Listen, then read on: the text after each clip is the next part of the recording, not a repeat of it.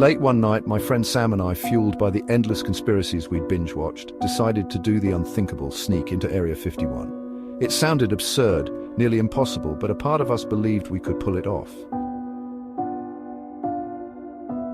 We had a list of precautions, makeshift maps, and barely enough nerve to actually drive to the edge of the most secure place on Earth. As we got closer, security was tight, but we'd managed to avoid the cameras, using the desert's natural dips and rises for cover. My heart was pounding as we maneuvered through, practically crawling at times, thinking any second someone would spot us. Finally, we found an unguarded entry, a vent, leading us down a narrow, dimly lit corridor and into the heart of the facility. It was like stepping into a different world, cold steel walls, eerie flickering lights, and sounds that sent chills down our spines. Each step echoed, reminding us of the weight of what we were doing. We weren't supposed to be here, and that only made it worse. Down one hallway, we found a door marked containment. It had to be where they kept the aliens. Sam, barely able to contain his excitement, gestured for me to follow, but I hesitated. Something deep inside me screamed to turn back, but we'd come this far. What's a few more steps? As we opened the door, a frigid blast hit us, and there it was, a creature beyond description. It was towering at least 8 feet tall, with skin that seemed to shimmer and shift in the dim light. Its eyes were a piercing green, as if absorbing everything it saw. Its limbs were long, jointed in unnatural ways, and its body seemed to pulse with a strange, otherworldly energy. We barely had time to process what we were seeing when a low growl filled the room. In a split second, the creature turned, its gaze locking onto a large bear that had somehow wandered too close.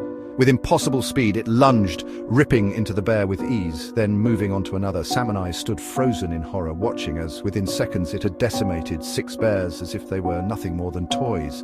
The sheer ferocity and strength were inhuman. We backed away, terrified, but Sam tripped on the metal grating. The sound caught the creature's attention, and for the first time, it looked directly at us. I'd never felt such paralyzing fear. It was as if every fiber of my being knew that we weren't just in danger, we were prey. Our frantic retreat must have triggered alarms, for soon armed guards appeared, blocking our escape, but they weren't here to kill the creature, they were here to contain it. They shot it with countless sleep darts, blasted it with powerful tasers, but nothing could stop it. The creature thrashed and tore through the ranks as if they were paper.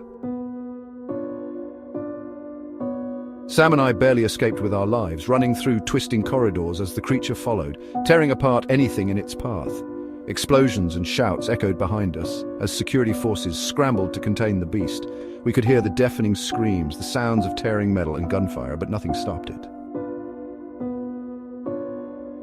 Reaching the perimeter, we turned back to see fire and shadows engulfing the building, hearing the last few cries of the people inside, and then silence. As we sped away in the car, dust kicking up behind us, I couldn't shake the image of its piercing eyes, the way it ripped through steel and flesh alike.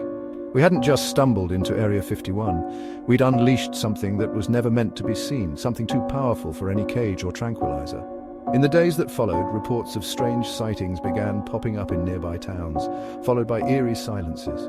People disappeared, entire buildings vanished without a trace. I couldn't help but wonder if in our search for truth we damned more than just ourselves. As for Sam and me, the world thinks we're crazy, just 2 guys with a wild story and nothing to back it up. But we know the truth and we live with it every day, hoping, praying that whatever we release never finds its way back to us.